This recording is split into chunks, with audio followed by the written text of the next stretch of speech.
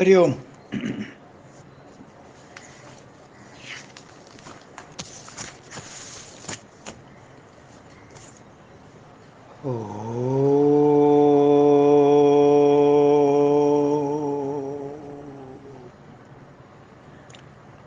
ओम सहनाववतु सहनौ भुनक्तु सह वीर्यं करवावहै तेजस्विनावधीतमस्तु मा विद्विषावहै।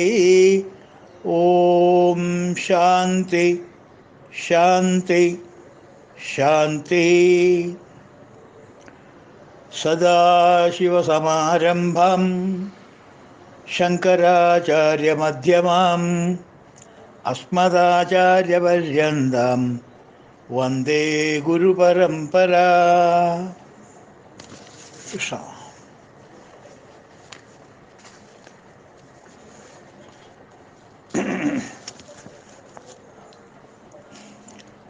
നമ്മൾ ഭജഗോവിന്ദം ടെക്സ്റ്റിലേക്ക് കിടക്കുകയാണ്. അപ്പോൾ ഈ ശ്ലോകങ്ങൾ ചിട്ടപ്പെടുത്തിയിരിക്കുന്നത് തരംഗണി വൃത്തത്തിലാണ്.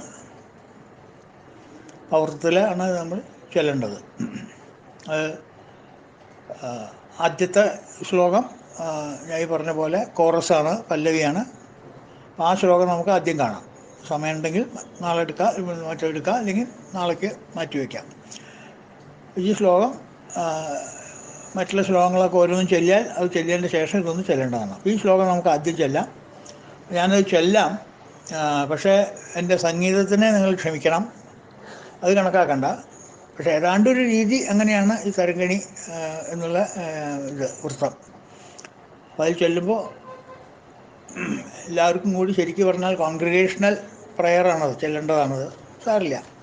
പക്ഷെ ഇതിന് സംഗീതം അറിയുന്നവർ ഇതിന് പാടുമ്പോൾ ഇതൊന്നുമില്ലാത്തൊരു മാധുര്യം നമുക്കുണ്ടാവും. അപ്പോൾ അതൊന്നും എനിക്ക് സാധിക്കില്ല. പക്ഷേങ്കിലും ഭാഷണം ചൊല്ലിയെടുക്കുമ്പോൾ ശ്ലോകം ചെല്ലേണ്ട പറ്റില്ലല്ലോ. അതിനുവേണ്ടി ടെക്നിക്കൽ റിക്വയർമെൻറ്റ് നിറവേറ്റാൻ വേണ്ടി മാത്രം ചെല്ലുകയാണ്, അല്ലാണ്ട് സംഗീതത്തിലേക്കൊന്നും കടന്നു വരരുത്. അപ്പോൾ നമുക്ക് തുടങ്ങാം. കൃഷ്ണ. ഭജ ഗോവിന്ദം ഭജ ഗോവിന്ദം ഗോവിന്ദം ഭജ മൂഢമതേ സംപ്രാപ്തേ സന്നിഹിതേ കാലേ നഹി നഹി രക്ഷതി ഡുക്രങ്കരണേ. ഭജ ഗോവിന്ദം ഭജ ഗോവിന്ദം ഗോവിന്ദം ഭജ മൂഢമതേ സംപ്രാപ്തേ സന്നിഹിതേ കാലേ നഹി നഹി രക്ഷതി ഡുക്രങ്കരണേ. നമ്മൾ പുതുതായിട്ട് ഓരോ ശ്ലോകം എടുക്കുമ്പോൾ 2 പ്രാവശ്യം ചൊല്ലും. അപ്പോൾ അതുകൊണ്ട് ഞാൻ 2 പ്രാവശ്യം ചൊല്ലിയെന്ന് മാത്രം. അപ്പോൾ ഇതിൻ്റെ അർത്ഥം ഭജ ഗോവിന്ദം ഭജ ഗോവിന്ദം, ഗോവിന്ദനെ ഭജിക്കുക, ഗോവിന്ദനെ ഭജിക്കുക. ഗോവിന്ദം ഭജ മൂഢമതേ, ഗോവിന്ദനെ ഭജിക്കൂ മൂഢ. സംപ്രാപ്തേ സന്നിഹിതേ കാലേ, സന്നിഹിതേ കാലേ സംപ്രാപ്തേ, നിശ്ചിത കാലത്ത് മരണസമയത്ത് എന്നെടുക്കുമ്പോൾ നഹി നഹി രക്ഷതി ഡുക്രിങ്കരണേ. ഈ ഡുക്രിങ്കരനെ, അതെന്താ ഡുക്രിങ്കരനെന്ന് പറയാൻ കാരണം ഞാൻ അതിൻ്റെ ഈ ആമുഖം, ഇതിനെക്കുറിച്ചൊരു ചെറിയൊരു ആമുഖമുണ്ട്, അത് പറയുമ്പോൾ ഞാൻ പറയാം. നഹി നഹി രക്ഷതി ഡുക്രിങ്കരണേ, ഇതാണ് ശ്ലോകം. ഈ ഡുക്രിങ്കരനെ തന്നെ രക്ഷിക്കില്ല മരണം ഒന്നെടുക്കണ സമയത്ത്, മരണ സമയത്ത് എന്നാണ് അതിൻ്റെ ജനറലായിട്ടുള്ള അർത്ഥം. ഇനി ഈ ഭജഗോവിന്ദം സബ്ജക്റ്റിനല്ല, ഈ ഗ്രന്ഥത്തിനൊരു ബാക്ക്ഗ്രൗണ്ട് ഉണ്ട്. സബ്ജക്റ്റിൻ്റെ ബാക്ക്ഗ്രൗണ്ട് നമ്മൾ ഇന്നലെ പറഞ്ഞു, ഇന്നലെയും മിനിയാന്നായിട്ട് പറഞ്ഞു. ഈ ഗ്രന്ഥത്തിന്, ഈ രചനയ്ക്ക് ഒരു ബാക്ക്ഗ്രൗണ്ട് ഉണ്ട്. നമുക്കെല്ലാവർക്കും അറിയാം, ആദിശങ്കരൻ ജീവിച്ചിരുന്ന കാലം 800-900 AD, 800 to 900 AD, 1200 1300 1200 കൊല്ലം, അത്രയും കാലഘട്ടമായി ശങ്കരൻ ജീവിച്ചിരുന്നത്. അത് നമുക്ക് എല്ലാവർക്കും അറിയാം. പിന്നെ ശങ്കരനെ കുറിച്ചും ഞാനൊന്നും നിങ്ങളോട് പറയേണ്ട കാര്യമില്ല. ബുദ്ധമതം ഒരു കാലത്ത്, ആ കാലഘട്ടത്തിൽ എതിർത്ത് ഇന്ത്യയിലേക്ക് വന്ന് പ്രചരണം തുടങ്ങിയ മണ്ഡന മിശ്രൻ എന്നുള്ള ആളുകളൊക്കെ പ്രചരണം, ഗുരുനാഥന്മാരൊക്കെ വന്ന് പ്രചരണം തുടങ്ങിയപ്പോൾ അവരെയൊക്കെ തർക്കശാസ്ത്രം കൊണ്ട് ന്യായശാസ്ത്രം കൊണ്ട് അടിച്ച് അമർത്തി താഴ്ത്തി എല്ലാം ഇവരെല്ലാവരും അദ്ദേഹത്തിൻ്റെ അദ്വൈത ശിഷ്യന്മാരാക്കിയിട്ട് 14 ശിഷ്യന്മാരും ആക്കിയിട്ട്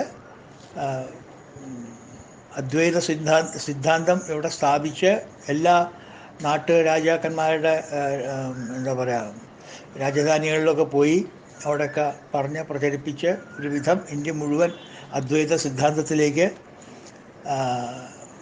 ഉറപ്പിച്ചിട്ടുള്ളൊരു സമയം.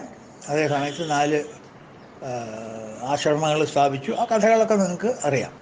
അതെല്ലാം സ്ഥാപിച്ച് കുറച്ച് കാലം അദ്ദേഹം കാശിയിൽ താമസിക്കണമെന്ന് വിചാരിച്ച് അവിടെ ഒന്ന് താമസം തുടങ്ങി. ഒരു ദിവസം അദ്ദേഹം കാലത്ത് കുളിയും തേവാരും ഇതൊക്കെ കഴിഞ്ഞ് വിശ്വനാഥ ക്ഷേത്രത്തിലേക്ക് തൊഴാൻ പോവുമായിരുന്നു. തൊഴുത് മടങ്ങി വരികയായിരുന്നോ നമുക്ക് വ്യക്തമായിട്ടൊന്നും അറിയില്ല. അതിപ്പോൾ തൊഴാൻ പോകാൻ ആണെങ്കിലും പോകുന്ന സമയത്തായാലും ശരി, തൊഴുത് മടങ്ങിയ കാലത്തായാലും ശരി, നമ്മളെ ഇതൊന്നും ബാധിക്കുന്നില്ല. അതിൻ്റെ മുകളിൽ ചിലർ ആർഗ്യുമെൻ്റ് നടത്തും. ഭജഗോവിന്ദം എഴുതിയത് ശങ്കരൻ ക്ഷേത്രത്തിലേക്ക് പോകുമ്പോഴാണോ തൊഴുത് തിരിച്ചു വരുമ്പോഴാണോ? അതിനൊരു സെമിനാർ.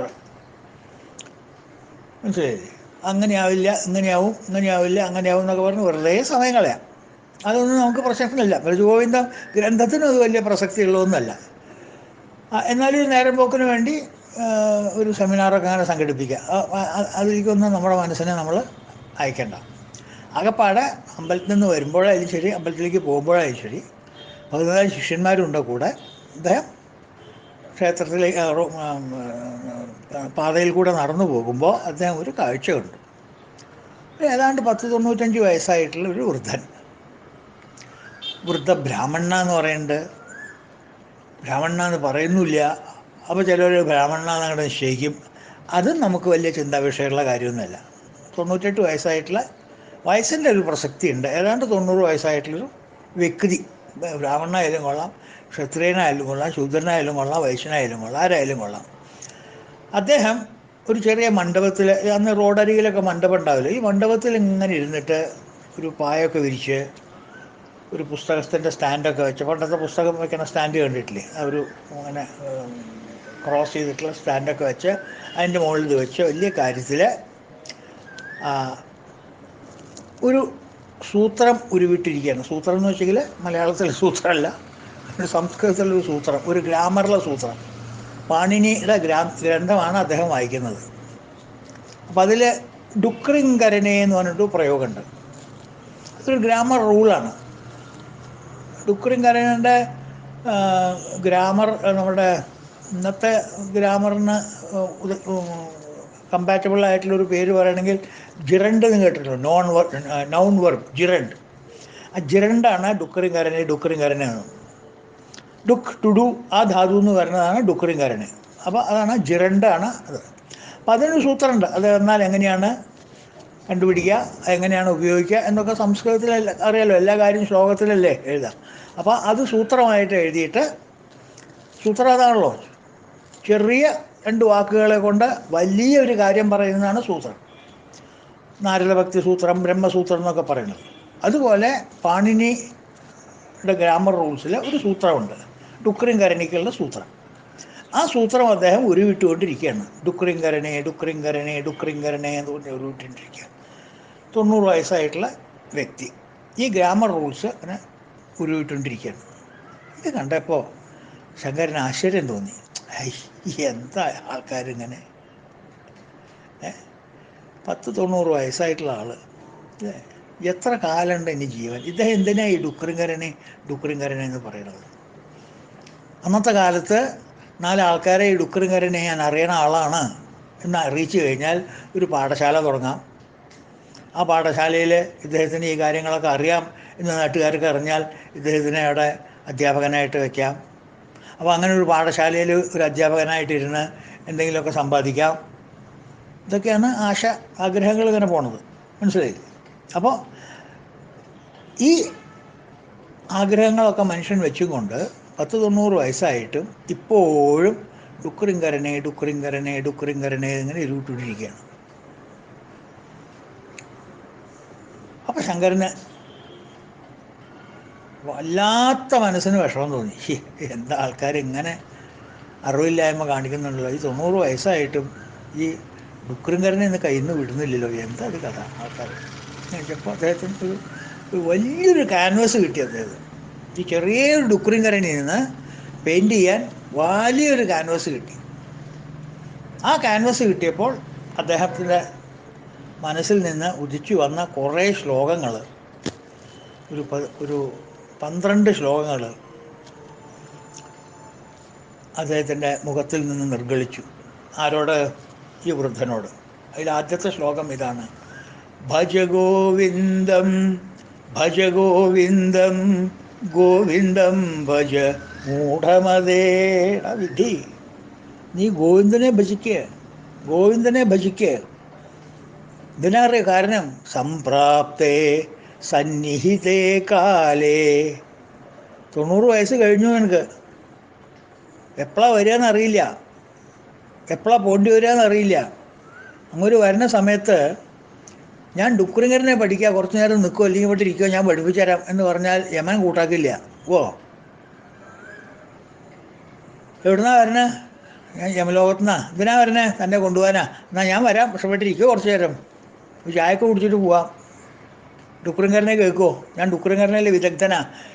ഡുക്രിങ്കരനെ ഒന്നും തന്നെ രക്ഷിക്കാൻ പോണില്ല. മനസ്സിലായില്ലേ? നഹി നഹി രക്ഷതി ഡുക്രിങ്കരണേ.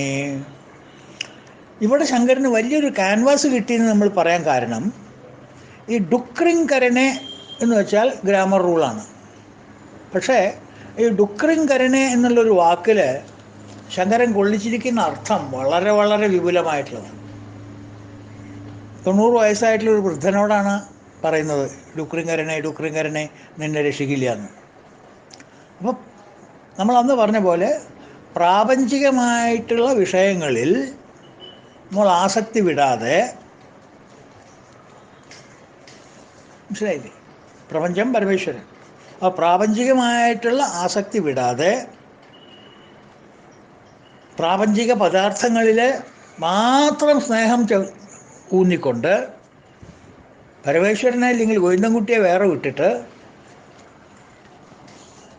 മരിക്കാൻ പോകുന്ന സമയത്ത് പോലും ഈ ഡുക്രിങ്കരനെ ഡുക്രിങ്കരനെ ഡുക്രിങ്കരനെ എന്ന് ഉരുവിടുക. ഡുക്രിങ്കരനെ ഉരുവിടുക എന്ന് പറഞ്ഞാൽ പ്രാപഞ്ചിക വസ്തുക്കൾ കെട്ടിപ്പിടിച്ചുകൊണ്ടേയിരിക്കുക. മനസ്സിലാവുണ്ടോ കമ്പാരിസൺ, ആ റെപ്രസെൻറ്റേഷൻ എന്താണെന്ന്? അപ്പം ഇനി നമ്മൾ പ്രാപഞ്ചിക വിഷയങ്ങളെ കുറിച്ച് എന്ത് പറയുമ്പോഴും അത് ഡുക്രിങ്കരനെയാണ്. ഡുക്രിങ്കരനെ means it represents the entire gamut of പ്രപഞ്ചിക പദാർത്ഥങ്ങൾ അല്ലെങ്കിൽ പ്രാപഞ്ചികമായിട്ടുള്ള അറിവുകൾ.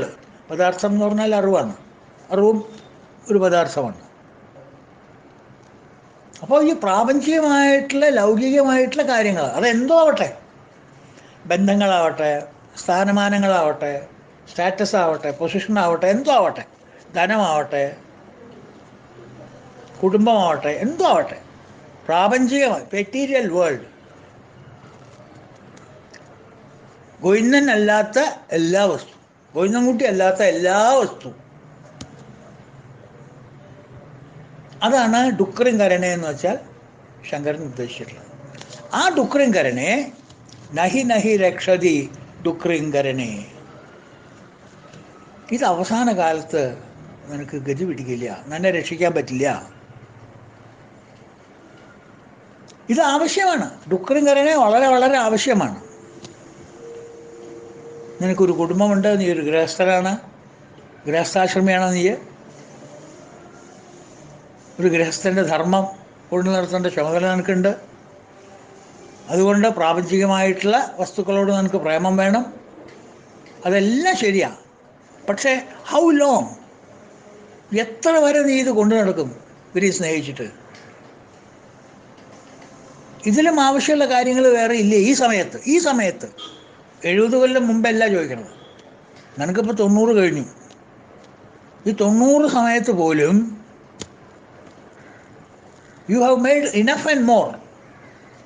4 ജനറേഷന് കഴിയാനുള്ളത് ഉണ്ടാക്കി വെച്ചിട്ടുണ്ട്. അതിപ്പോൾ അയാൾ കുശുമ്പോണ്ട് പറയാം, കുശുമ്പോണ്ട് പറയണതല്ല, ഫാക്റ്റ് ഓഫ് ലൈഫ്. വേറൊരാൾക്ക് ഉണ്ടോ ഇല്ലേ അതവിടെ ഇരിക്കട്ടെ. നിങ്ങൾക്ക് കഴിയാനായിട്ടും നിങ്ങളുടെ എന്താ പറയുക, ഫോളോവേഴ്സിനും കഴിയാനായിട്ടും നിങ്ങളുടെ ഡിഫൻസിനും കഴിയാനായിട്ടും 4-5 തലമുറയ്ക്കുള്ള ധനം ഉണ്ടാക്കി വെച്ചിട്ടുണ്ട്. ഇനിയും അതിനോട് ആർത്തി എന്തിന്? നിങ്ങളിടുന്ന പ്ലാൻ, നിങ്ങൾ എപ്പോൾ തുടങ്ങിയതായി പ്ലാനിങ്ങിൽ? ജീവിക്കാൻ തുടങ്ങിയപ്പോൾ തുടങ്ങിയതല്ലേ പ്ലാൻ? കല്യാണം കഴിച്ച് ഒരു കുടുംബം ജീവിതം ആരംഭിക്കുമ്പോൾ തുടങ്ങിയ പ്ലാനാണ്. അത് ചെയ്യണം, ഇത് ചെയ്യണം, മറ്റോടത്ത് പോകണം, മറ്റോടത്ത് പോകണം, അത് കെട്ടിപ്പിടിക്കണം, ഇത് കെട്ടിപ്പിടിക്കണം, അത് വെട്ടിപ്പിടിക്കണം, ഇതൊക്കെ പ്ലാൻ പ്ലാൻ പ്ലാൻ പ്ലാൻ. നിങ്ങൾ ഏതുവരെയുള്ള പ്ലാൻ ഇട്ടിട്ടുണ്ട്?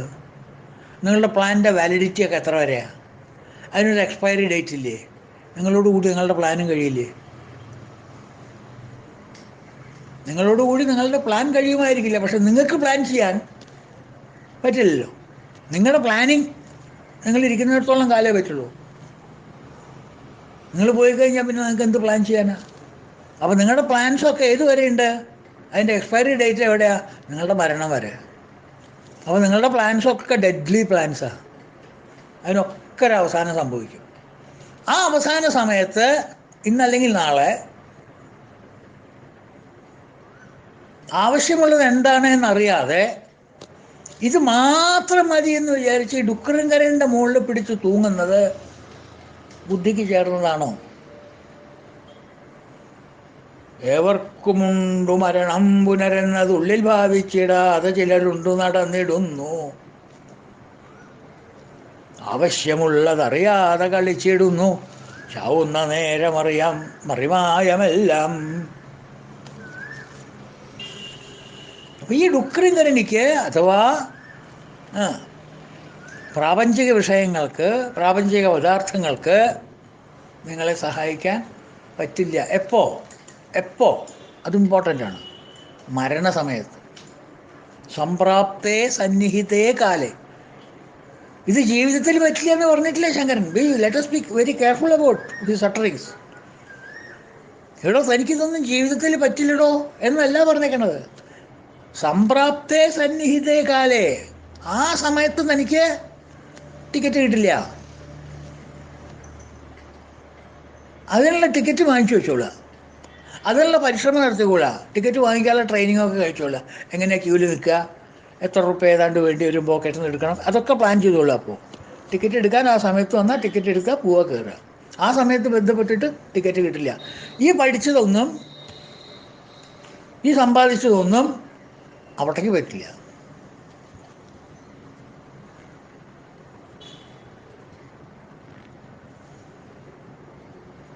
താൻ ഈ പഠിച്ച വിദ്യകളെല്ലാം നല്ല തന്നെയാണ്, വേണ്ടത് തന്നെയാണ്, അത്യാവശ്യം വളരെ excellent. You have been an excellent ഗൃഹസ്ഥ, എൻ ഏബിൾ ഗൃഹസ്ഥ. നമ്മളങ്ങനെ പറയാൻ പറ്റുള്ളൂ. നമുക്ക് അവനവൻ്റെ ജീവൻ, കുട്ടികളുടെ നമ്മളുടെ പ്രാരാബ്ദം നമ്മൾ നിലനിർത്താനും പ്രാരാബ്ദ കർമ്മങ്ങൾ നമ്മൾ ചെയ്യാനും വളരെ ഏബിളായിട്ട് ചെയ്യണമെങ്കിൽ നമ്മൾ പ്രപഞ്ചത്തിനെ സ്നേഹിക്കുക തന്നെ വേണം. പ്രപഞ്ചത്തിൽ നിന്ന് ധാരാളം ധനം ഉണ്ടാക്കും വേണം, യാതൊരു സംശയമില്ല. അത് ദൈവം ഉണ്ടാക്കി കൊള്ളാം, വെരി ഗുഡ്. ബട്ട് ഒരു പോയിന്റ് മറക്കരുത്.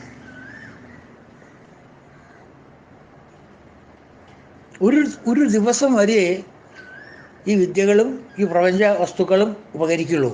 അത് കഴിഞ്ഞാൽ തനിക്ക് ഉപകരിക്കില്ല. നാട്ടുകാർക്ക് ഉപകരിച്ചിട്ട് തനിക്കെന്താ കാര്യം?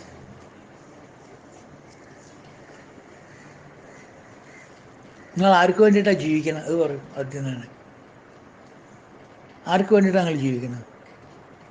എന്തിനു വേണ്ടിയിട്ടാണ് ജീവിക്കുന്നത്?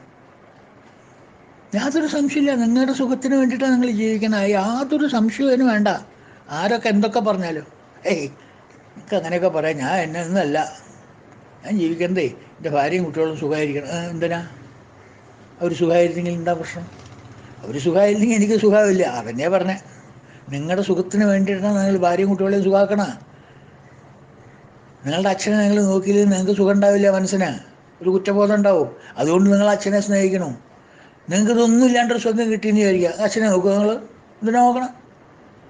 നമ്മെ പാർത്ഥാസ്തി കർത്തവ്യം തൃശുലോകേഷു കിഞ്ചന. എനിക്കൊരു ചുമതലയില്ല. ചുമതലയില്ലെങ്കിൽ ഞാൻ വർക്ക് ചെയ്യണം, പക്ഷെ ചുമതലയില്ല എനിക്ക്. ഗൃഹസ്ഥൻ അങ്ങനെയല്ല.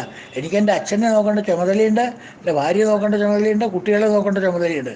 ആ ചുമതല ഞാൻ വേണ്ട പോലെ നിർവഹിച്ചില്ലെങ്കിൽ I will be a fool as much as I am now a fool. ഞാൻ ഇപ്പോൾ ഏത് തരത്തിലാണ് ഒരു വിധി? വേണ്ട കാര്യങ്ങൾ നോക്കാണ്ട വേണ്ടാത്ത കാര്യങ്ങളല്ല, ഇപ്പോൾ വേണ്ടാത്ത കാര്യങ്ങൾ നോക്കിയിട്ട് ആ വേണ്ടാത്ത കാര്യങ്ങൾ മാത്രം നോക്കിക്കൊണ്ടിരിക്കുമ്പോൾ ഞാൻ എത്ര വിഡ്ഢിയാണോ അത്രയും വിഡ്ഢിയായിരിക്കും ഞാൻ ധനം സമ്പാദിച്ചില്ല എന്നുണ്ടെങ്കിൽ, ധനസമ്പാദനം ചെയ്തില്ല എന്നുണ്ടെങ്കിൽ.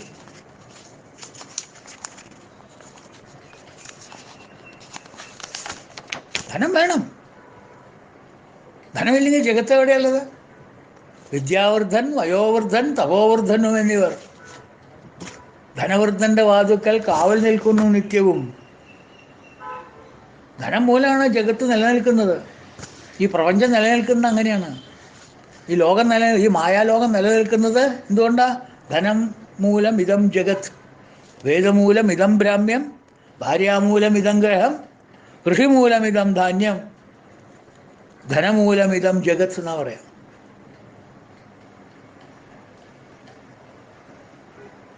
വേദമൂലം ഇതം ബ്രാഹ്മ്യം. ഒരു ബ്രാഹ്മണത്വം വേണമെങ്കിൽ അവന് വേദം പഠിക്കണ്ടേ? വേദം പഠിച്ചാലേ അവന് ബ്രാഹ്മണത്വം ഉണ്ടാവില്ലല്ലോ. ബ്രാഹ്മണൻ അല്ല കേട്ടോ, ബ്രാഹ്മണത്വം. വേദാധ്യയനം ചെയ്താലേ അവന് ബ്രാഹ്മണത്വം കിട്ടുള്ളൂ. ഭാര്യാമൂലം ഇതം ഗ്രഹം. ഒരു ഗ്രഹമായിട്ട് മാറണമെങ്കിൽ ഭാര്യ വേണ്ടേ? ഭാര്യ ഇല്ലാണ്ട് എന്ത് ഗ്രഹമാണ്? It is just a house, not a home. കൂടുതൽ പറയുന്നില്ല. കൃഷിമൂലം ഇതം ധാന്യം. വേറെ എന്ത് നിങ്ങൾക്ക് കിട്ടും കൃഷി ചെയ്യാണ്ട്? ധാന്യം കിട്ടുമോ? ധാന്യം കിട്ടണമെങ്കിൽ കൃഷി തന്നെ ചെയ്യണ്ടേ? അതുപോലെ ധനം മൂലം ഇതം ജഗത്ത്. ധനമുണ്ടെങ്കിലേ ജഗത്തുള്ളൂ. ഇതൊക്കെ ശരിയായി സമ്മതിക്കണു. ദുഃഖങ്കരണി ആവശ്യമാണ്, ഇല്ലാന്ന് ആരും പറയുന്നില്ല. പക്ഷെ ഈ സമയത്ത് എപ്പോഴാണോ സന്നിഹിതേ കാലേ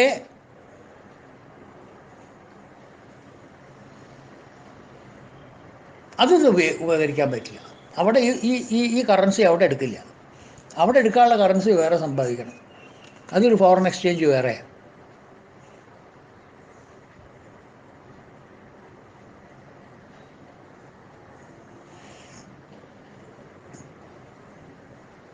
മോക്ഷം വേണം. പുരുഷാർത്ഥത്തിൽ എന്തൊക്കെയാണ് പറഞ്ഞിരിക്കണം? ധർമ്മം, അർത്ഥം, കാമം, മോക്ഷം. മോക്ഷം വേണ്ടേ? അതിലേറ്റവും പ്രധാനമായിട്ടുള്ള എന്താ? ധർമ്മമാണ്. അർത്ഥത്തിനെയും കാമത്തിനെയും ധർമാനുസൃതം കൊണ്ടുപോയാൽ മോക്ഷം ഓട്ടോമാറ്റിക്. ഓൺലൈനിൽ അത് അപ്പിയർ ആവും സ്ക്രീനിൽ. അത് നമ്മൾ വേറെ അടിച്ചു കൊടുക്കണ്ട. ഇതൊക്കെ എൻ്റർ ചെയ്ത് കഴിഞ്ഞാൽ തന്നെത്താൻ അവിടെ അത് മോക്ഷം കിട്ടും. മോക്ഷത്തിനൊരു എഫേർട്ട് വേണ്ട. ഇത് ചെയ്താൽ മതി. ധാർമ്മികമായിട്ടുള്ള അർത്ഥം, ധാർമ്മികമായിട്ടുള്ള കാമം, ഇതുകൊണ്ട് നടന്നു കഴിഞ്ഞാൽ മോക്ഷം ഈസ് ഓട്ടോമാറ്റിക്. അപ്പോൾ 4 പുരുഷാർത്ഥം ഇത് ചെയ്താൽ മതി. ധർമ്മമായിട്ടുള്ള കാമം, ധർമ്മമായിട്ടുള്ള അർത്ഥം, ധർമ്മമായിട്ടുള്ള നിലനിൽപ്പ്. 4ാമത്തെ ഓട്ടോമാറ്റിക്കാണ്. അതിനൊരു പ്രയത്നം നമ്മൾ ചെയ്യണ്ട. ഇപ്പോൾ 8 അടി നീളം ഉള്ളൊരു മുളക്കഷ്ണം എടുത്തിട്ട് കൈ കൊടുത്തു ഒരാളെന്ന് ചോദിക്കുക. 8 അടി നീളം. ഇതോ രൗണ്യ അങ്ങോട്ട് വരിക. ഈ മുളക്കമ്പ് കണ്ടോ? ഇത് എത്ര നീളം? അതിൻ്റെ 8 അടിയാ. അതേ 4 കഷ്ണമായിട്ട് വെട്ടോ. ഈ 2 അടി ആയിട്ട് 4 കഷ്ണമാക്കി ഇങ്ങോട്ട് ഇതാ എന്ന് പറഞ്ഞാൽ ഈ രാവണിക്കുട്ടി എത്ര വെട്ട് അതിൻ്റെ മുകളിൽ? ഓരോ വെട്ടിന് 2 കഷ്ണമാവെന്ന് വിചാരിക്കുക. എത്ര വെട്ടും? 8 അടി നീളം. അതിലൊരു വെട്ടി. അപ്പോൾ ഒരു 8 അടി ഇങ്ങോട്ട് കിട്ടി. രണ്ടാമതൊന്ന് വെട്ടി, വേറൊരു 8 അടി കിട്ടി. മൂന്നാമതൊന്ന് വെട്ടി, വേറൊരു 8 അടി കിട്ടി. 4ാമത്തെ 8 അടി കിട്ടാൻ വേറൊരു വെട്ട് കൊടുക്കണോ? വെട്ടുകൊണ്ട് അത് ഓട്ടോമാറ്റിക്കായിട്ട് വരും. ഈ വെട്ടിയതൊക്കെ 2 അടി ആണെങ്കിൽ 4ാമത്തെ 2 അടിനെ ഉണ്ടാവുള്ളൂ. അത് മോക്ഷം ഓട്ടോമാറ്റിക്കാ. എവിടെ പോകണം? You are entitle to it. അപ്പോൾ നമ്മൾ ചെയ്യുന്ന കർമ്മങ്ങളെല്ലാം ധാർമ്മികമായിട്ടുള്ള കർമ്മങ്ങൾ. ചെയ്യുന്ന കർമ്മങ്ങളെല്ലാം ധാർമ്മികമായിട്ട്. അർത്ഥം ആർജിക്കുന്നത് ധാർമ്മികമായിട്ട്. അർത്ഥം വേണം, വിടാണ്ടിരിക്കരുത്. കാമം വേണം. ജഗത്തിനോട് പ്രേമം വേണം, പ്രപഞ്ചത്തിനോട് പ്രേമം വേണം, ധനം വേണം, ധനം ഉണ്ടാക്കണം, എല്ലാം വേണം. പക്ഷെ ഇതൊക്കെ ധാർമ്മികമായിട്ട്, അതുകൊണ്ടാണ് ധർമ്മം മുന്നിൽ വെച്ചിട്ട് മറ്റേ രണ്ടെണ്ണത്തിന് ബ്രാക്കറ്റിലിട്ടിട്ട് ധർമ്മത്തിന് ഇപ്പുറത്ത് ബ്രാക്കറ്റിൻ്റെ പുറത്തും മോക്ഷത്തിന് അപ്പുറത്ത് ബ്രാക്കറ്റിൻ്റെ പുറത്തും ഇട്ടത്. കാരണം നിയന്ത്രിക്കാൻ വളരെ വളരെ ബുദ്ധിമുട്ടുള്ളതാണ് എന്ത്? അർത്ഥവും കാമവും. നമുക്ക് അടുത്ത ശ്ലോകത്തിൽ കാണാം. അർത്ഥവും കാമവും നിയന്ത്രിക്കാൻ വളരെ ബുദ്ധിമുട്ടുള്ളത്, അതിനാണ് അതിൻ്റെ ബ്രാക്കറ്റിൽ കൊണ്ടിട്ടത്. അപ്പോൾ ധാർമ്മികമായിട്ടുള്ള കാമം, ധാർമ്മികമായിട്ടുള്ള അർത്ഥം ഈസ് ഈക്വൽ ടു ഓട്ടോമാറ്റിക് മോക്ഷ.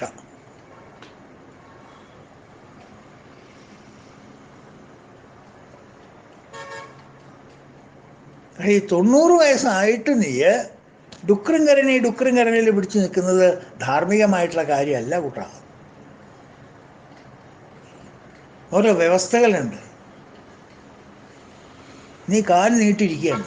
ഇന്നലെ ഞാൻ പറഞ്ഞില്ലേ, ശൈശവേഭ്യസ്ത വിദ്യാനാം യൗവനേ വിഷയൈഷിണാം വാർദ്ധക്യേ മുനിവൃത്തീനാം യോഗാനന്ദേ തനുത്യജം. നിൻ്റെ തനു, നിൻ്റെ ശരീരം നീ ത്യജിക്കാൻ വേണ്ടി നിൽക്കുകയാണ്. ഇന്ന് നാളെ അല്ലെങ്കിൽ മറ്റന്നാ, ദാറ്റ്സ് ഓൾ. ആ സമയത്ത് നീ അതിൻ്റെ ധർമ്മമല്ലേ നോക്കണ്ടത്? അതോ ഗൃഹസ്ഥൻ്റെ ധർമ്മമാണോ നോക്കേണ്ടത്? നീ സന്യാസത്തിൻ്റെ ധർമ്മമാണ് നോക്കേണ്ടത്. നീ സന്യാസാവസ്ഥയിലാണ്. എൻ്റെ വാനപ്രസ്ഥം കഴിഞ്ഞു, സന്യാസത്തിലേക്ക് എത്തി. നീ സന്യാസത്തിൽ ഇരുന്നിട്ട് പിന്നെ വാനപ്രസ്ഥത്തിലേക്ക് വരേ, പിന്നെ അവിടുന്ന് ഗൃഹസ്ഥനായി വരേ. അപ്പോൾ ഗൃഹസ്ഥനെക്കാട്ടിലും മോശമായിട്ടാണ് നീ ബ്രഹ്മചാരിയുടെ പോലെ ആയിരിക്കണം. പഠിക്കേണ്ടത് കണ്ടാൽ തോന്നുക ഡുക്രിങ്കരനെ അത് ബ്രഹ്മചര്യയുടെ ധർമ്മമാണത്. ആ ബ്രഹ്മചര്യയുടെ ധർമ്മമാണ് നീ ഇപ്പോൾ ചെയ്യുന്നത്. അത് ധർമ്മത്തിന് വിരുദ്ധമല്ലേ? അപ്പോൾ ധർമ്മത്തിന് വിരുദ്ധമായിട്ട് ചെയ്തു കഴിഞ്ഞാൽ നിനക്ക് മോക്ഷം എവിടുന്ന് കിട്ടും? പറയൂ.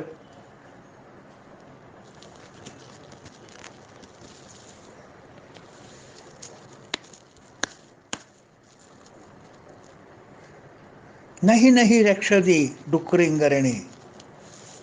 അപ്പം നമ്മളുടെ ജീവിതം, ഇന്നത്തെ ജീവിതം ഒന്ന് ആലോചിച്ച് നോക്കൂ. നമ്മളെങ്ങനെയാണ്?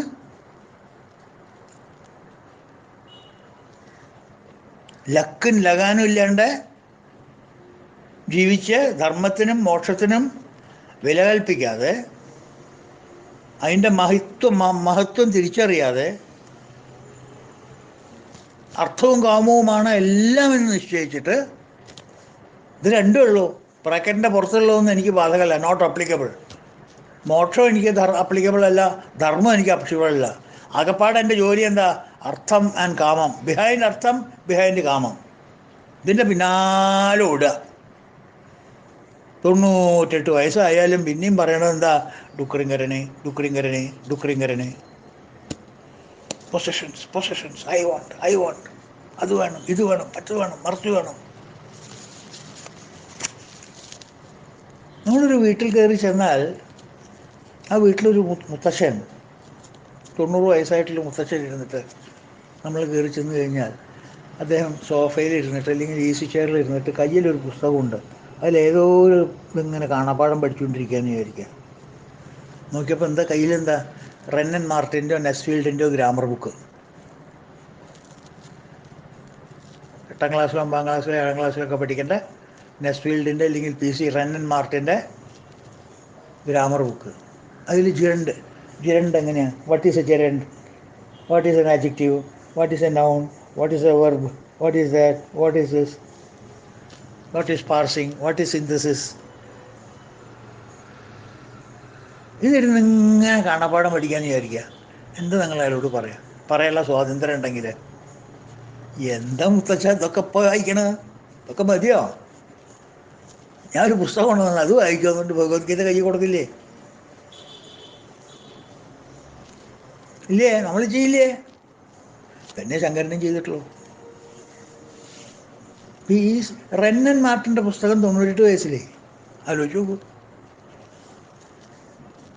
അതുകൊണ്ടാണ് ശങ്കരൻ പറഞ്ഞത് നഹി രക്ഷതി ഡുക്രിങ്കരനെ. ധർമ്മത്തിന് അടിമപ്പെടാതെ, ധർമ്മത്തിൻ്റെ സ്വാധീനമില്ലാതെ നീ അർത്ഥത്തിൻ്റെയും കാമത്തിൻ്റെയും പിന്നാലെ മാത്രം പോണു. മോക്ഷം നിനക്ക് നോട്ട് അപ്ലിക്കബിൾ, നിനക്കത് ബാധകയല്ല.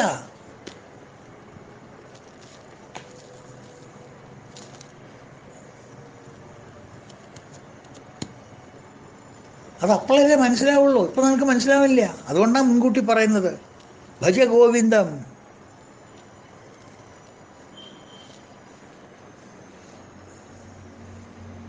അർത്ഥവും കാമമാണ് ലോകത്തുള്ള എല്ലാം എന്ന് വിചാരിച്ചിട്ട്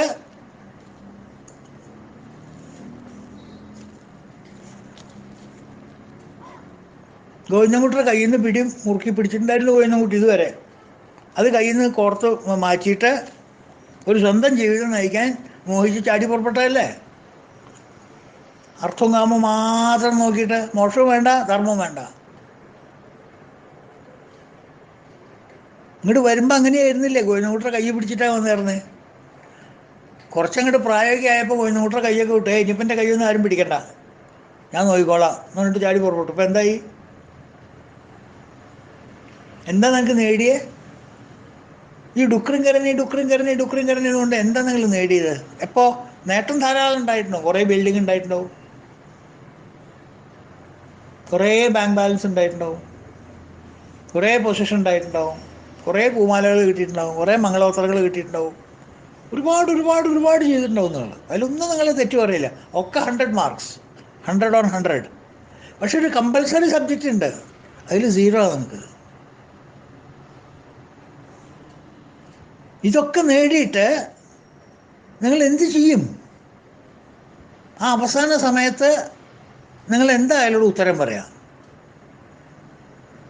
ധാർമ്മികമായിട്ടൊരു കാര്യം നിങ്ങൾ ചെയ്തിട്ടില്ല. കാരണം ധാർമ്മികമായിട്ടുള്ള കാര്യങ്ങളാണ് നിങ്ങൾ ചെയ്തിരുന്നതെന്നുണ്ടെങ്കിൽ ഇത് എപ്പോഴെങ്കിലും ഒരു സമയത്ത് മതി എന്ന് പറയുമായിരുന്നു. മതി എന്ന് പറഞ്ഞിട്ടില്ലല്ലോ. 98 വയസ്സിലും പിന്നെയും ഒരു പാഠശാല തുടങ്ങണം, ഒരു അധ്യാപകനാവണം എന്നുള്ള ആഗ്രഹം.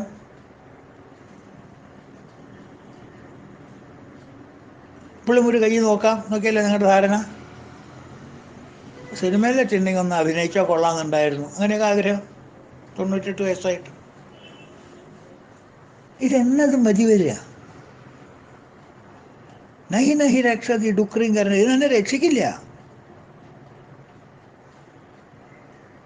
അപ്പം നമ്മളെ സംരക്ഷിച്ചിരുന്ന ഒരു കരം, ഒരു ഗോവിന്ദൻ്റെ കരം നമ്മളെ പിടിച്ചിരുന്നു എന്ന് നമ്മൾ ഓർക്കാതെ അതിനൊക്കെ കൊട്ടഞ്ഞ് മാറ്റി, ഇനി ഞാൻ നോക്കിക്കോളാം എൻ്റെ കാര്യം, അപ്പന എന്ന് പറഞ്ഞ് ചാടി പോന്നിട്ട് എന്തായി? എന്ത് നേടി? എന്ത് കയ്യിലാക്കി? ഇപ്പോൾ പറയൂ.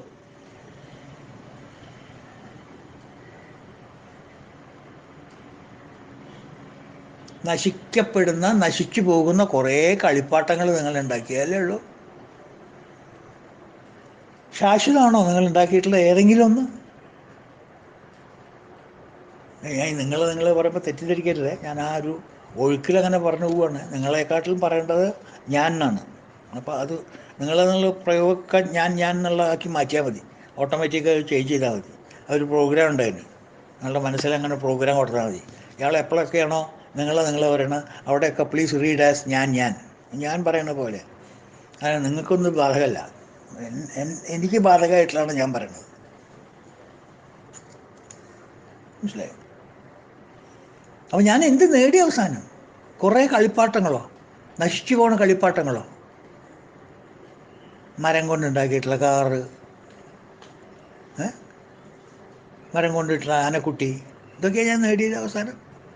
ഇതല്ലേ നമ്മൾ നേടിയിട്ടുള്ളത്? ശാശ്വതമായിട്ട് എന്ത് നേടി നമ്മൾ? പോണ സമയത്ത് ഇത് വല്ലതും കൊണ്ടുപോകാൻ പറ്റുമോ?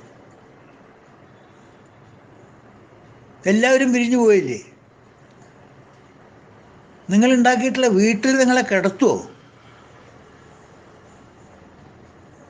മകൻ അമേരിക്കയിൽ നിന്ന് വന്നിട്ടില്ല, അല്ലെങ്കിൽ UK നിന്ന് വന്നിട്ടില്ല, ലണ്ടനിൽ നിന്ന് വന്നിട്ടില്ല, അടുത്ത ഫ്ലൈറ്റിനെ അങ്ങ് വരുള്ളൂ, ആട് മരിച്ചു, ഇപ്പം എന്ത് ചെയ്യും? ഒരു കാര്യം ചെയ്യുക, മോർച്ചറിയിൽ വയ്ക്കുക. മോർച്ചറി അവിടെ കൊണ്ടിട്ട് നിങ്ങളുടെ കാര്യമാണ് പറയണത്. ഈ വീരശൂര പരാക്രമിയുടെ കാര്യമാണ് ഈ പറയണത്. മോർച്ചറിയിൽ കൊണ്ടിടുക. അതെന്താ? ഇവിടെ രാത്രി വയ്യ, ഒറ്റയ്ക്ക് കിടത്തില്ല.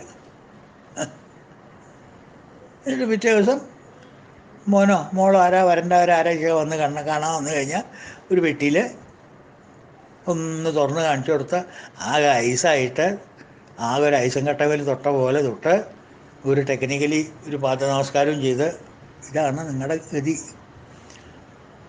നിങ്ങളുടെ കൂടെ ആരാ വന്നേ? ആരാ നിങ്ങളുടെ കൂടെ അല്ല, നിങ്ങൾ പോകുമ്പോൾ നിങ്ങളുടെ കൂടെ ആരാ വന്നത്? ഒരാൾ വന്നിട്ടില്ല. നിങ്ങളെക്കുറിച്ച് എത്ര കാലം അന്വേഷിക്കും? ചിന്തിക്കണ്ടേ ഇതൊക്കെ? നീ ഉണ്ടാക്കിയതൊക്കെ കൊണ്ടുപോവുക. നിങ്ങൾ എന്താ കൊണ്ടുപോവുക? ഒന്നും കൊണ്ടുപോകാൻ പറ്റില്ല. അലമാറി നിറച്ച് പട്ടുകൊണ്ടിരിക്കുന്നുണ്ടാവും, തൊട്ടാൻ പറ്റില്ല. അതൊന്നും ഒറ്റമുണ്ട്.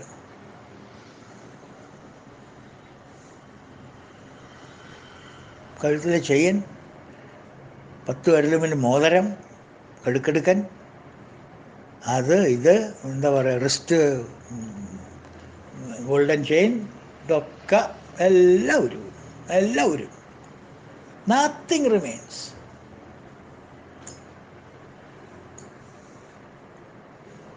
ഇതിനാണോ നിങ്ങൾ ഈ ധാർമ്മികമായിട്ടുള്ളതൊക്കെ വിട്ടിട്ട് അർത്ഥവും കാമത്തിൻ്റെ പിന്നാലെ പോയത്?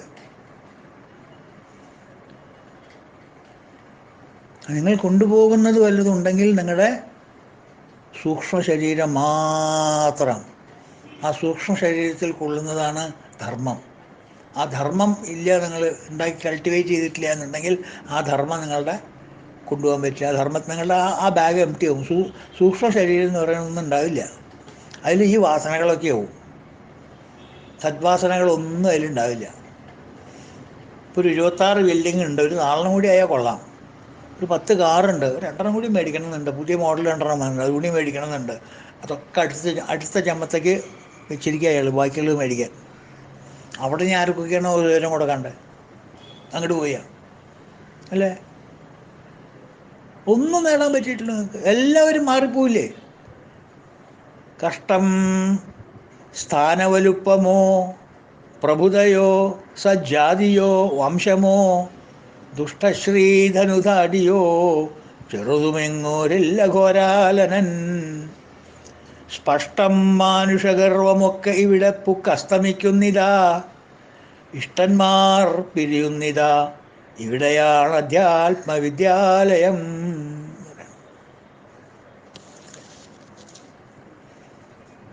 അപ്പോൾ അവസാന സമയത്ത് സംപ്രാപ്തേ സന്നിഹിതേ കാലേ ഞാൻ എന്തുത്തരാ പറയാ?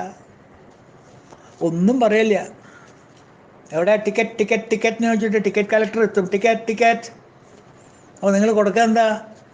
നിങ്ങളുടെ ആധാരങ്ങളുടെ list, PAN copy, voters list, bank balance, വീട്ടിൻ്റെ ആധാരങ്ങൾ, നിങ്ങളുടെ ആധാരം ഒഴികെ വേറെ വീട്ടിൻ്റെ ആധാരങ്ങൾ, ഇതൊക്കെ കൊടുക്കുമ്പോൾ ഡുക്കറിയും കരണിയും ഒക്കെ നിങ്ങൾ കൈ കൊടുക്കുന്നത്. അതൊക്കെയാണ് എൻ്റെ സമ്പാദ്യം, ഇതൊക്കെയാണ് എൻ്റെ. പിടിച്ചോ പിടിച്ചോ പിടിച്ചോ. ആ കാലേ സംപ്രാപ്തേ സന്നിഹിതേ കാലേ. കാലൻ എന്തായാലും ഉത്തരം പറയാ? Ticket T T T T എന്താ പറയാ? ഹേയ്, ഇത് ഈ വണ്ടിക്കുള്ള ടിക്കറ്റ് അല്ലല്ലോ, ഈ വണ്ടിയിൽ ഇത് വെച്ച് കയറാൻ പറ്റില്ല. ആ ടിക്കറ്റ് അല്ല അത്, അങ്ങോട്ട് പോകുന്ന ടിക്കറ്റ് അല്ല അത്, മോക്ഷത്തിലേക്ക് പോകുന്ന ടിക്കറ്റ് അല്ല അത്. പിന്നെയും പൊക്കോ, ബാക്ക്, അങ്ങനെയല്ലേ പറയാ? അപ്പോൾ കാലം വരുന്ന സമയത്ത് കാലിനോട് നമ്മൾ എന്ത് പറയും? എനിക്കെൻ്റെ അക്കൗണ്ട് ഒന്നും പറയാനുള്ള കണക്കില്ലല്ലോ എൻ്റെ അടുത്ത്. നകൃതം സുഹൃതം കിഞ്ചിത് ബഹുദാ ദുഷ്കൃതം കൃതം. പല പ്രാവശ്യം ഞാൻ ചൊല്ലിയിട്ടുള്ള ശ്ലോകം അത്. നജാനേ ജാനകി ജാനേ യമാഹ്വാനേ കിം ഉത്തരം. മഹാഭാരതത്തിൽ നിന്ന് കിട്ടിയിട്ടുള്ള പ്രചോദനം കൊണ്ടാണ് ആദിശങ്കരൻ ഇത് എഴുതിയിട്ടുള്ളത്. സംപ്രാപ്തേ സന്നിഹിതേ കാലേ നഹി നഹി രക്ഷതി ഡുക്രിങ്കരണേ. നകൃതം സുഹൃതം കിഞ്ചിത് ബഹുദാ ദുഷ്കൃതം കൃതം. നജാനേ ജാനകി ജാനേ യമാഹ്വാനേ കിം ഉത്തരം. എന്താണിപ്പോൾ ഞാൻ പറയേശ്വര? ഒട്ടും ചെയ്തില്ല സുഹൃതം, ഒട്ടേറെ ചെയ്തു ദുഷ്കൃതം. രാമ കാലൻ വിളിക്കുമ്പോൾ നാം എന്തോതേണ്ടതു തരം. ഇതാണ് ഡുക്രിങ്കരനോട് ചോദിക്കുന്നത്. ആ വൃദ്ധബ്രാഹ്മണനോട് ശങ്കരൻ ചോദിക്കുന്ന ചോദ്യം ഇതാണ്. എടോ, നീ എന്തുത്തരായാലും എന്നാ പറയും. എന്തുണ്ടെന്ന് എൻ്റെ അടുത്ത് ഉത്തരം പറയാൻ?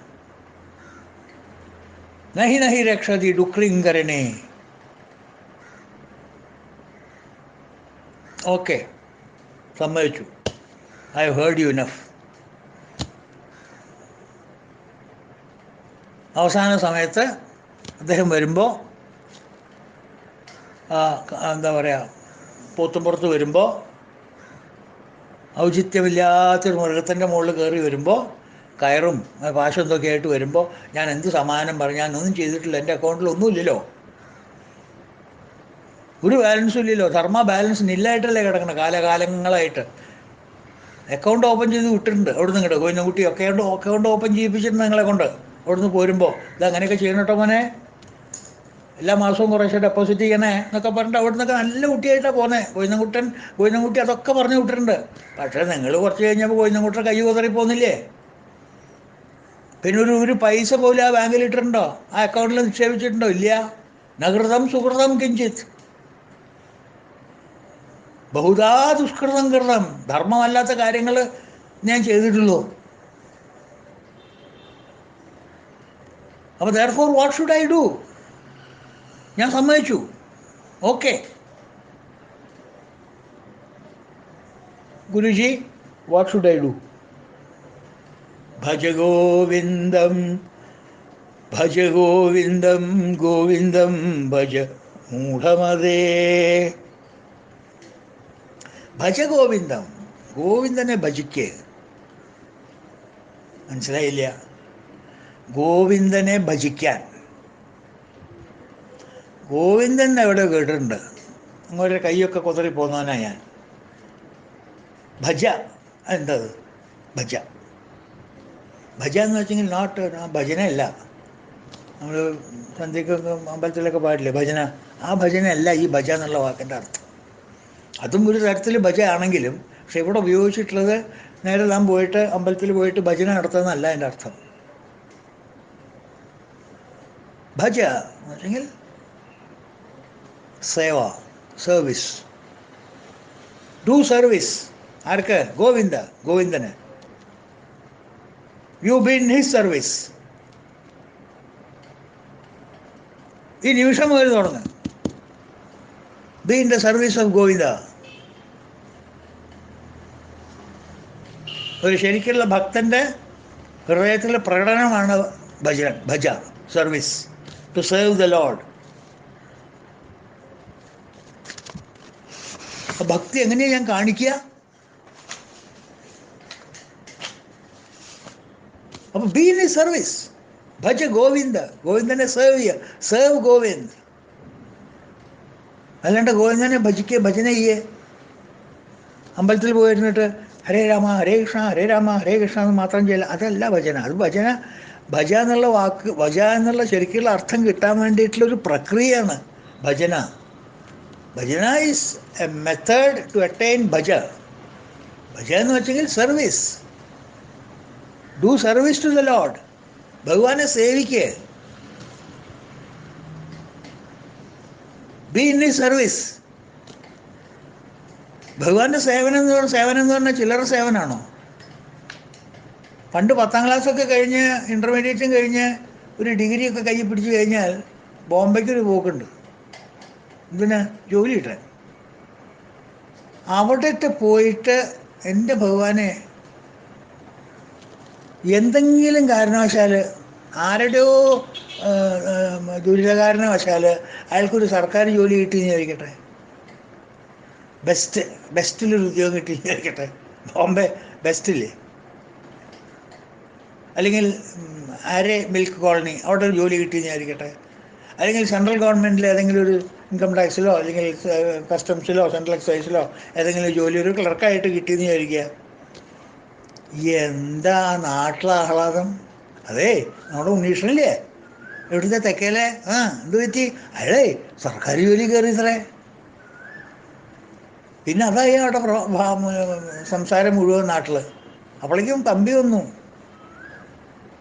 അന്ന് കമ്പിയാണല്ലോ, അന്ന് വേറെ ഒന്നുമില്ല. നല്ല കാര്യം ചീത്ത കാര്യം അറിയിക്കാൻ കമ്പിയല്ലേ. ജോയിൻറ്റ് ഗവൺമെൻറ് സർവീസ് എന്നാണ് കമ്പി. എന്താ ആഹ്ലാദം! അല്ലെങ്കിൽ ആൾക്കാർക്ക് പാർട്ടി സദ്യ എന്നും പറയേണ്ട ആൾക്കാർ നാട്ടിലാകെ ഒരു ആഘോഷമായി. എന്താ കാരണം? തെക്കേലെ ഉണ്ണീഷണേ സർക്കാർ ജോലി അത്രേ, ഗവൺമെൻറ് സർവീസ്. പിന്നെ കാരണപ്പാടുമൊക്കെ പറയണ്ടേ. അവരൊക്കെ ചില കാരണപ്പാടന്മാർ അങ്ങോട്ടും ഇങ്ങോട്ടൊക്കെ ഇംഗ്ലീഷിലേ സംസാരിക്കുള്ളൂ. കുറച്ചൊക്കെ ഒരു SSLC ഒക്കെ പാസ്സായിട്ടുണ്ടാവും. ഇല്ലെങ്കിൽ പണ്ടത്തെ കേട്ടോ, ഇപ്പോഴത്തെ അല്ലേ, 70-80 കൊല്ലം മുമ്പുള്ള SSLC ഒക്കെ പറഞ്ഞു.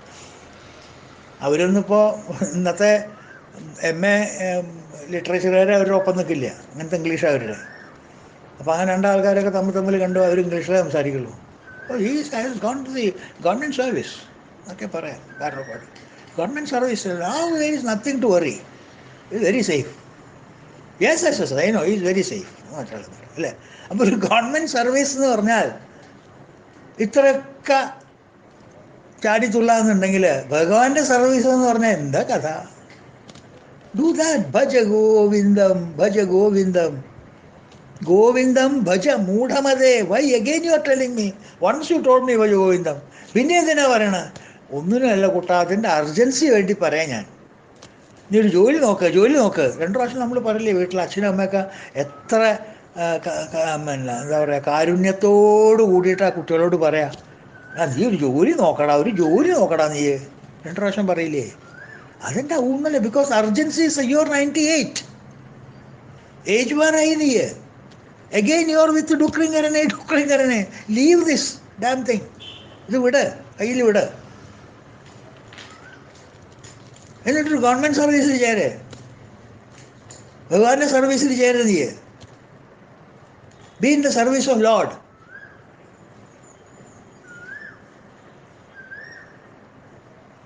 ഇപ്പം എങ്ങനെയാണ് എനിക്ക് അറിയില്ല, എങ്ങനെയാണ് ആകപ്പാടെ ഡിപ്പാർട്ട്മെൻറ്റിലെ കാര്യങ്ങളൊന്നും എനിക്കറിയില്ല.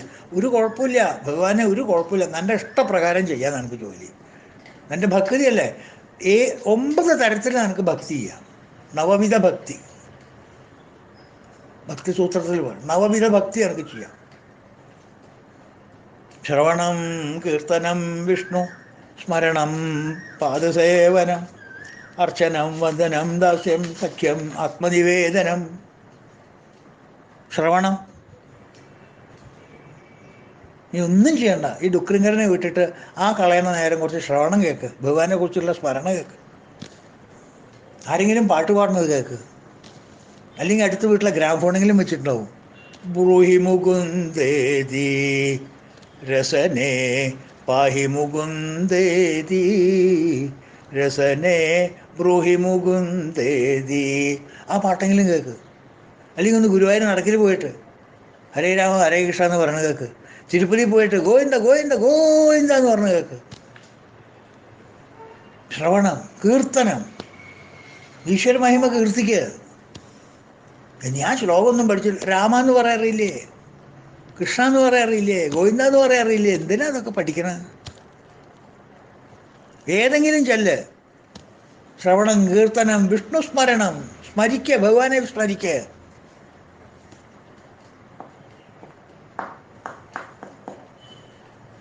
സ്മരിക്കാനും പറ്റില്ല, നിനക്ക് കേൾക്കാൻ പറ്റില്ല, ചെയ്യാൻ പറ്റില്ല. അറ്റ്ലീസ്റ്റ് സ്മരിച്ചൂടെ? എവിടെയെങ്കിലും ഇരിക്കണം ഉണ്ടാണ്ടിരുന്നിട്ട്. സ്മരണം, പാദസേവനം, ഭഗവാന്റെ പാദസേവ ചെയ്യുക. അതിനെവിടെ ഭഗവാൻ? ഈ ലോകത്തിൽ കാണുന്നവരൊക്കെ ഭഗവാനാടോ. ഇവർക്കൊക്കെ ആശ്രയം എന്തെങ്കിലും ചെയ്യാൻ പറ്റിയെങ്കിൽ ചെയ്യേ. ആരെങ്കിലും ഹെൽപ്പ് ചെയ്യേ. 2 കുട്ടികളെ വെറുതെ പഠിപ്പിക്കുക. ഒരാൾക്ക് ചോറ് കൊടുക്കുക, ഒരാൾക്ക് അത്താഴം കൊടുക്കുക, എന്തെങ്കിലും ഒരു സഹായം ചെയ്തു കൊടുക്കുക. മാനവസേവ ഈസ് മാധവ സേവ.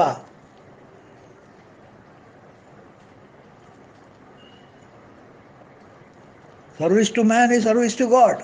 പാദസേവനം, അർച്ചനം, പൂജയ്ക്ക് പറ്റുമെങ്കിൽ, വീട്ടിലതിനുള്ള സൗകര്യം ഉണ്ടെങ്കിൽ ഒന്നും വേണ്ട, 2 പൂ എടുത്തിട്ടാൽ മതി മനസ്സുണ്ടെങ്കിൽ. വന്ദനം, നമസ്കരിക്കുക. ഒന്ന് അമ്പലത്തിൻ്റെ മുമ്പ് കൂടെ പോയിട്ട് ഒന്ന് തല താഴ്ത്ത്, പ്രശ്നമൊന്നും വരില്ല, തല നീരണ്ടിരിക്കൊന്നുമില്ല. ദാസ്യം, ഞാൻ ഭഗവാന്റെ ദാസനാണ്.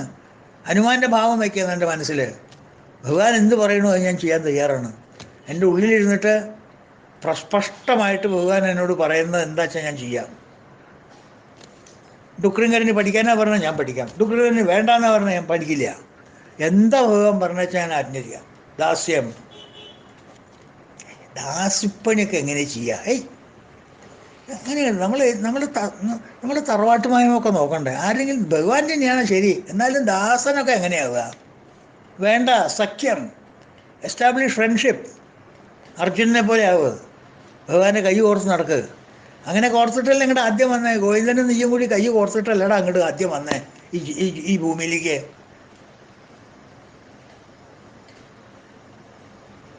എന്തൊക്കെയാണ് ചെയ്യേണ്ടത്, ധാർമ്മികമായിട്ടുള്ള കാര്യങ്ങൾ എന്തൊക്കെയാണ് ചെയ്യേണ്ടതെന്ന് നമ്മുടെ ഗർഭപാത്രത്തിൽ ഇരുന്നും കൊണ്ട് പറഞ്ഞു തന്ന് പുറത്ത് വന്ന് എൻ്റെ കൂടെ നിന്ന് ചെയ്യിപ്പിച്ച ആളല്ലേ നീയല്ലേ കൈ കൊതറിപ്പോന്നേ. ഈ പ്രപഞ്ചമൊക്കെ ഞാൻ കാണിച്ചു തരാം ഉണ്ണി, അങ്ങോട്ട് വാ എന്ന് പറഞ്ഞിട്ട് വേല കാണാൻ കൊണ്ടുപോയില്ലേ മരുവനെ കയ്യും പിടിച്ചിട്ട് മുത്തശ്ശൻ, അല്ല അമ്മാവ അല്ലെങ്കിൽ മുത്തശ്ശൻ കൊച്ചുമോൻ്റെ കയ്യും പിടിച്ചിട്ട്. നീയല്ലേ ആ വേലയുടെ ഇടയിൽ നിന്ന് പൂരത്തിൻ്റെ ഇടയിൽ നിന്ന് കൈ കൊതറിപ്പോയിട്ട് വഴി തെറ്റിയിട്ട് ആനയുടെ മുമ്പിൽ ചെന്ന് പെട്ട് പടക്കം പൊട്ടിനോട് ചെന്ന് പെട്ട് ആകെ പരിഭ്രമിച്ചിട്ട് ഇനി എന്താ ചെയ്യേണ്ടത് നിശ്ചല്യോ എന്ന് പറഞ്ഞ് മേപ്പിട്ട് നോക്കിയിട്ട് എന്നിട്ടിപ്പോൾ അവസാനം ഗോവിന്ദ ഗോവിന്ദ ഗോവിന്ദോ എന്ന് വിളിക്കേണ്ടി വന്നില്ലേ. ആ ഗോവിന്ദൻ്റെ സഖ്യാക്കുക നീ. അദ്ദേഹം എടുക്കും, പറഞ്ഞാൽ മതി, പഴയ കാര്യം തന്നെ അറിയും. ആത്മനിവേദനം എല്ലാം ഭഗവാന് സമർപ്പിക്കുക. ഇതേവരെ നീയായിട്ട് കളിച്ചില്ലേ, ഇനി കുറച്ചു കാലം ഭഗവാനായിട്ട് കളിക്കുക. പ്രപഞ്ചമായിട്ട് ഇത്രയും നേരം യുദ്ധം കെട്ടിപ്പോയില്ലേ, ഇനി ഭഗവാനായിട്ട് കുറച്ചു നേരം കളിക്കുക. ആത്മനിവേദനം ഭഗവാന് സമർപ്പിക്കുകയല്ല. ഈ 9 രീതിയിൽ നിനക്ക് ഭക്തി കൊണ്ട് നടത്താം. ദാറ്റ് ഈസ് ഭജ. അതുകൊണ്ട് ഭജ ഗോവിന്ദം ഭജ ഗോവിന്ദം ഗോവിന്ദം ഭജ മൂഢമതേ സംപ്രാപ്തേ സന്നിഹിതേ കാലേ നഹി നഹി രക്ഷതി ഡുക്രിങ്കരണേ. കുറച്ചും കൂടി ഉണ്ട് അതിൽ ഈ ശ്ലോകത്തിനെ കുറിച്ച് പറയാൻ. പൊതുവെ ഇൻട്രഡക്ഷനായിട്ട് കുറച്ചുകൂടിയും പറയേണ്ട ശ്ലോകത്തിനെ ഈ ഗ്രന്ഥത്തിനെ കുറിച്ച് ശ്ലോകത്തിനെ കുറിച്ചും അത് നമുക്ക് നാളെ മിക്കവാറും നമുക്കത് പൂർത്തിയാക്കാൻ നോക്കാം. അതുവരെ എല്ലാവർക്കും ഹരി ഓം. ഓം പൂർണ്ണമദ പൂർണ്ണമിദം പൂർണ്ണാത് പൂർണ്ണമുദച്യതേ പൂർണ്ണസ്യ പൂർണ്ണമാദായ പൂർണ്ണമേവാവശിഷ്യതേ. ഓം ശാന്തി ശാന്തി ശാന്തി. ഹരി ഓം തത്സത്. ഓം ശ്രീ ഗുരുഭ്യോ നമഃ. കൃഷ്ണ ഗുരുവായൂരപ്പ.